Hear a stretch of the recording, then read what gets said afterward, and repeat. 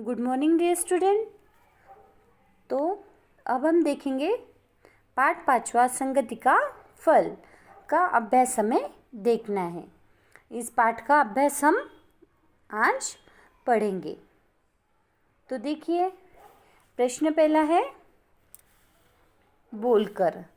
निम्नलिखित प्रश्नों के उत्तर दीजिए। इन सभी प्रश्नों के जवाब आपको याद करना है। प्रश्न क है, सिंह और सिंहनी अपने पुत्र के किस काम से बहुत खुश हुए। सिंह और सिंहनी अपने पुत्र के किस काम से बहुत खुश हुए। इसका जवाब है, सिंह और सिंहनी अपने पुत्र के भैंसे को मारने के काम से बहुत खुश हुए। सिंह पुत्र ने भैंसा मारा था, इस काम से वह बहुत खुश हुए थे। प्रश्न ख है, गीदड़ ने किस जानवर का मांस खाने की इच्छा जताई। इसका जवाब है, गीदड़ ने घोड़े का मांस खाने की इच्छा जताई। प्रश्न ग, सिंह पुत्र कैसा था। इसका जवाब है, सिंह पुत्र जोशीला और ताकतवर था। प्रश्न घ, सिंह ने अपने पुत्र को क्या समझाया। तो इसका जवाब देखिए, क्या समझाया था सिंह ने अपने पुत्र को। देखो, सिंह ने अपने पुत्र को समझाया, बेटे गीदड़ बहुत ही दुष्ट होते हैं, अपने स्वार्थ के लिए कुछ भी कर सकते हैं, इनसे मित्रता करना अच्छा नहीं है। यह बात सिंह ने अपने पुत्र को समझाई थी। प्रश्न दूसरा है, निम्नलिखित प्रश्नों के उत्तर दीजिए लिखकर। निम्नलिखित प्रश्नों के उत्तर दीजिए। प्रश्न पहला है क, सिंह पुत्र किसके कहने पर बस्ती में घोड़ा मारने गया, उसका क्या परिणाम हुआ। सिंह पुत्र किसके कहने पर बस्ती में घोड़ा मारने गया और उसका क्या परिणाम हुआ। इसका जवाब है उत्तर, सिंह पुत्र गिदड़ के कहने पर बस्ती में घोड़ा मारने गया। जैसे ही वह घोड़े पर झपटा, शिकारी के तीर ने सिंह पुत्र का कलेजा फाड़ दिया। यह क्या है, क का जवाब है। सिंह पुत्र गिदड़ के कहने पर बस्ती में घोड़ा मारने गया था और उसका परिणाम क्या हुआ। जैसे ही वह घोड़े पर झपटा, शिकारी के तीर ने सिंह पुत्र का कलेजा फाड़ दिया। प्रश्न ख, सिंह पुत्र का दोस्त कौन था, उस दोस्ती का क्या परिणाम निकला। इसका जवाब है, सिंह पुत्र का दोस्त गिदड़ था, उसकी दोस्ती सिंह पुत्र के लिए मौत का कारण बन गई। सिंह पुत्र का दोस्त कौन था, गिदड़ था, और उसकी दोस्ती का क्या परिणाम हुआ, उसकी दोस्ती सिंह पुत्र के लिए मौत का कारण बन गई। ठीक है, तो अब देखिए प्रश्न ग, सिंह पुत्र रोज किस जानवर का शिकार करने लगा था, क्यों। तो इसका जवाब है, सिंह पुत्र रोज घोड़े का शिकार करने लगा था। और क्यों, क्योंकि गिदड़ ने कहा, मैंने लगभग सभी जानवरों का मांस खाया है, लेकिन अब तक घोड़े का मांस नहीं खाया, इसलिए वह घोड़े का शिकार करने लगा था। प्रश्न ग है, बुरी संगति पर टिप्पणी लिखे। इसका जवाब है, बुरी संगति में रहने वाला व्यक्ति न स्वयं सुखी रहता है और न किसी और को सुखी रख सकता है। तो यहाँ पर हमारे प्रश्न हुए, लिखकर प्रश्नों के जवाब, प्रश्न और उनके जवाब यहाँ पर पूरे हुए। यह सभी आपको हिंदी कॉपी में लिखना है। अब प्रश्न 3, सही का चिन्ह लगाए। सिंह पुत्र ने शिकार करना किससे सीखा। किससे सीखा था, सिंह और सिंहनी से। सिंह और सिंहनी 2 नंबर को क्या करना है, सही का निशान लगाना है। तो यहाँ पर सही का निशान लगाना है। ख, सिंह पुत्र का पहला शिकार क्या था। सिंह पुत्र का पहला शिकार था भैंसा, तो उसके आगे क्या करना है, सही का निशान लगाना है। अब ग, अध्याय में चापलूस विशेषण किसके लिए प्रयुक्त हुआ है। चापलूस, यह विशेषण किसके लिए प्रयुक्त हुआ है, गीदड़ के लिए। नंबर 1 को क्या करना है, सही का निशान लगाना है। घ, सिंह सिंहनी ने किस काम को खतरनाक कहा है? घोड़े का शिकार करना, इसे सिंह सिंहनी ने क्या कहा था, खतरनाक काम बताया था। तो 1 को क्या करना है, सही का निशान लगाना है। सिंहपुत्र की मृत्यु कैसे हुई? कैसे हुई थी सिंहपुत्र की मृत्यु? शिकारी के तीर से। तो इसे क्या करना है, सही का निशान लगाना है। च है, सिंहपुत्र ने अपनी अंतिम सांसें कहाँ ली? देखिए, शिकारी ने क्या किया था, उसे तीर से मारा, तब वह अपने माता पिता के गुफा के पास आ पहुंचा था। तो हमें 3 को सही का निशान लगाना है, अपने माता पिता की गुफा में।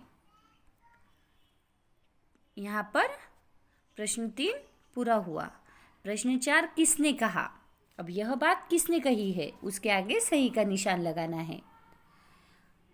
अब आप दोनों परेशान न हो, ऐसा किसने कहा था? सिंहपुत्र ने कहा था, सिंह और सिंहनी से।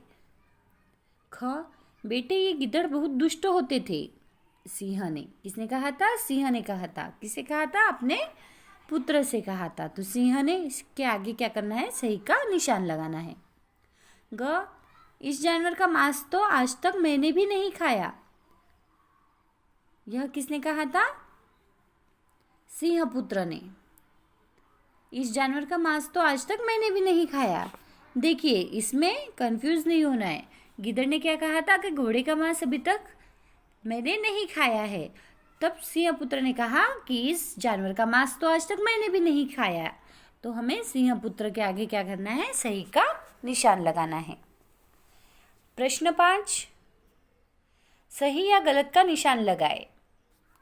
सिंहपुत्र बहुत ही आलसी था, यह क्या है, गलत है।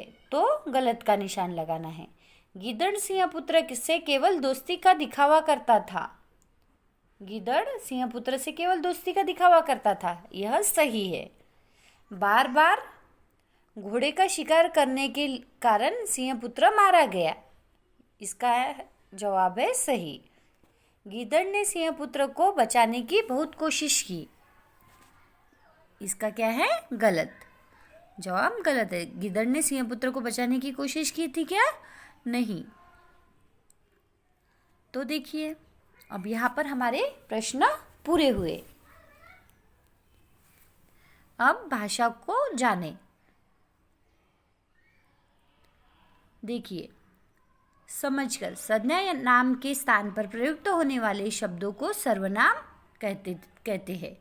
सर्वनाम की क्या परिभाषा है?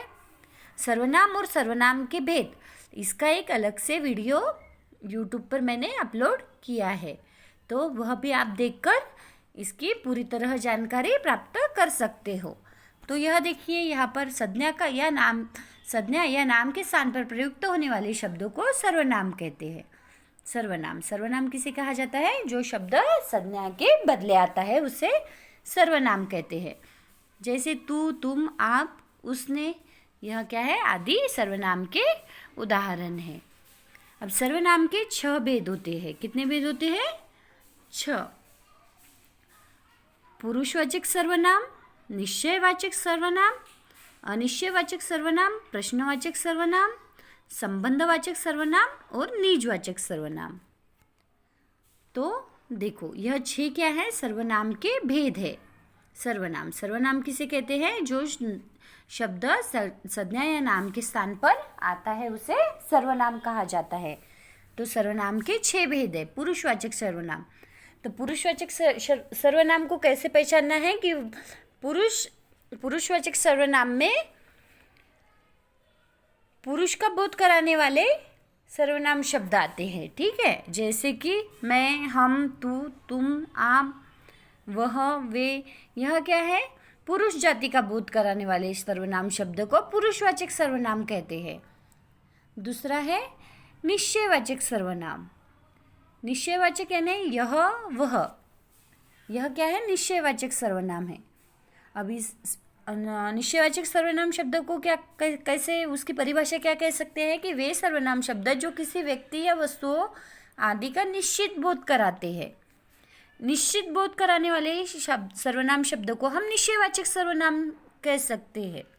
जैसे कि वह मेरा घर है, वह मेरा घर है, वह यह शब्द निश्चयवाचक है क्योंकि वह निश्चित ही मेरा घर है। अगर कोई बता रहा है वह मेरा घर है तो यह निश्चय है, तो निश्चयवाचक सर्वनाम। अनिश्चयवाचक सर्वनाम, कोई, कुछ, ऐसे शब्द अनिश्चयवाचक सर्वनाम में आते हैं। अब अनिश्चयवाचक सर्वनाम यानी वे सर्वनाम शब्द जो किसी अनिश्चित व्यक्ति वस्तु का बोध कराते हैं उसे अनिश्चयवाचक सर्वनाम कहते हैं। जैसे कोई, कुछ उसके उदाहरण है। जैसे देखो, दरवाजे पर कोई आया है। अब दरवाज़ा खोलने के पहले दरवाजे पर कोई आया है, निश्चित है क्या कौन है? नहीं, तो यह हो गया अनिश्चयवाचक सर्वनाम। ठीक है। उसके बाद है प्रश्नवाचक सर्वनाम। प्रश्नवाचक सर्वनाम, प्रश्नवाचक सर्वनाम जो सर्वनाम किसी व्यक्ति, वस्तु या घटना आदि के विषय में प्रश्न का बोध कराते हैं उसे प्रश्नवाचक सर्वनाम कहते हैं। जैसे उसके उदाहरण है कौन, कहाँ, क्या, कौन सा, कौन सी, यह सभी शब्द क्या है? प्रश्नवाचक सर्वनाम में आते हैं। अब इस जैसे कि कौन, वहाँ कौन खड़ा है, इसमें कौन, कौन यह शब्द क्या है? प्रश्नवाचक, इसमें प्रश्न पूछा जाता है, वहाँ कौन खड़ा है। उसके बाद है संबंधवाचक सर्वनाम। संबंधवाचक सर्वनाम में जो, सो, यह शब्द आते हैं। अब इसकी परिभाषा है जिन सर्वनाम शब्दों का प्रयोग प्रधान वाक्य के साथ किसी अन्य उपवाक्य में प्रयुक्त संज्ञा या सर्वनाम से संबंध बताने के लिए किया जाता है उन्हें संबंधवाचक सर्वनाम कहते हैं। अब जैसे कि देखिए जो, सो, अब इसका उदाहरण जो पढ़ेगा सो पास होगा। दोनों वाक्य में क्या है? यह संबंध बताता है, उसे संबंधवाचक सर्वनाम कहा जाता है। जो पढ़ेगा वो सो पास होगा, यह क्या है? संबंधवाचक सर्वनाम का उदाहरण है जो, सो। उसके बाद है निजवाचक सर्वनाम। निजवाचक सर्वनाम में उदाहरण है आप, स्वयं, खुद, यह क्या है? निजवाचक सर्वनाम में आते हैं। अब निजवाचक सर्वनाम, निज शब्द का अर्थ होता है अपना। निज यानी अपना। जिन सर्वनामों का प्रयोग स्वयं अर्थात अपने आप के लिए किया जाता है उन्हें निजवाचक सर्वनाम कहा जाता है। जैसे स्वयं, खुद, यह उदाहरण तुम्हें स्वयं जाना पड़ेगा। अब इसमें स्वयं क्या है? निजवाचक सर्वनाम है। स्वयं, खुद, निजवाचक में स्वयं, अपने आप, ऐसे शब्द निजवाचक सर्वनाम में आते हैं। अब इसका एक उदाहरण है गांधी जी अपने सभी कार्यों को स्वयं करते थे। स्वयं, यह हो गया निजवाचक सर्वनाम। ठीक है, यह है सर्वनाम और सर्वनाम के 6 भेद। अब उसके बाद है प्रश्न नंबर 6, निम्नलिखित सर्वनामों को उनके भेद से मिलाएं। अब देखिए, अभी हमने सर्वनाम किसे कहते हैं और सर्वनाम के भेद देखे हैं। सर्वनाम के 6 भेद होते हैं, 6 भेद है, तो उसमें से अब हमें सर्वनाम को उनके भेद से मिलाना है। अब हम क्या है? पुरुषवाचक सर्वनाम है। हम पुरुषवाचक सर्वनाम। वह निश्चयवाचक सर्वनाम। वह मेरा घर है, मैंने आपको यहाँ उदाहरण बताया था। कुछ अनिश्चयवाचक सर्वनाम। कौन? प्रश्नवाचक सर्वनाम। आप निजवाचक सर्वनाम। जो संबंधवाचक सर्वनाम। तो उनके भेद से, सर्वनामों को उनके भेद से आपको मिलाना है। प्रश्न 7, नीचे दिए गए वाक्यों में सर्वनाम शब्दों को रेखांकित करें। अब जो शब्द नाम के बदले आया है उसे सर्वनाम कहा जाता है, जो शब्द नाम के बदले आता है उसे सर्वनाम कहा जाता है। तो अब देखिए, उसने सोचा कि गिद्धड़ मेरा क्या बिगाड़ेगा। उसने भी क्या है? सर्वनाम है। धीरे धीरे उनकी मित्रता बढ़ गई। उनकी क्या है? सर्वनाम है, तो इसे रेखांकित करना है। इस जानवर का मांस तो मुझे भी पसंद है। मुझे, यह सर्वनाम शब्द है। यह किस जंगल में मिलेगा? यह। गिद्दड़ ने कहा, तुम बहुत बहादुर हो। तुम शब्द क्या है? सर्वनाम शब्द है। ठीक है, अब देखिए सीख कर इस कहानी से मिलती जुलती कहानी कक्षा में सुनाएं और बताएं कि उससे क्या शिक्षा मिलती है। इस कहानी से मिलती जुलती कोई कहानी आपको पता होंगी तो वह बोलकर बताना है। बच्चों आपके भी प्रश्न नंबर 9, बच्चों आपके भी दोस्त होंगे। आपके दोस्त किस प्रवृत्ति के हैं? यह आपको स्वयं लिखना है कि आप सभी को दोस्त होते हैं, तो आपके दोस्त किस प्रवृत्ति के हैं, कैसे है। इसमें 2 वाक्य आपको लिखना है। प्रश्न 10, नीचे एक अक्षर तालिका दी गई है जिसमें विभिन्न पशु पक्षी बंद है। एक एक करके कम से कम 12 पशु पक्षियों को ढूंढकर आजाद करें। यहाँ पर क्या है, इस अक्षर तालिका में पशु पक्षियों के नाम दिए हुए हैं, तो 12 पशु पक्षियों को ढूंढकर आपको यहाँ पर ढूंढना है। ठीक है। प्रश्न 11, सिंहपुत्र ने अपनी माता पिता की असहमति के बावजूद गिद्दड़ से दोस्ती बनाई रखी, जिसका परिणाम बुरा हुआ। क्या सिंहपुत्र ने अपनी माता पिता की बात नहीं मानकर गलती की? इस बारे में आपके क्या विचार है? तो देखिए, सिंहपुत्र ने अपने माता पिता की बात नहीं मानी, तो यह उसने गलती की। तो आपको लिखना है कि उसने गलती की, तो इस बारे में आपका क्या विचार है, उसने क्या करना चाहिए था, आपका क्या विचार है। यहाँ पर आपको स्वयं आपका जवाब लिखना है। तो यहाँ पर हमारा संगति का फल, इसका अभ्यास पूरा हुआ। Thank you.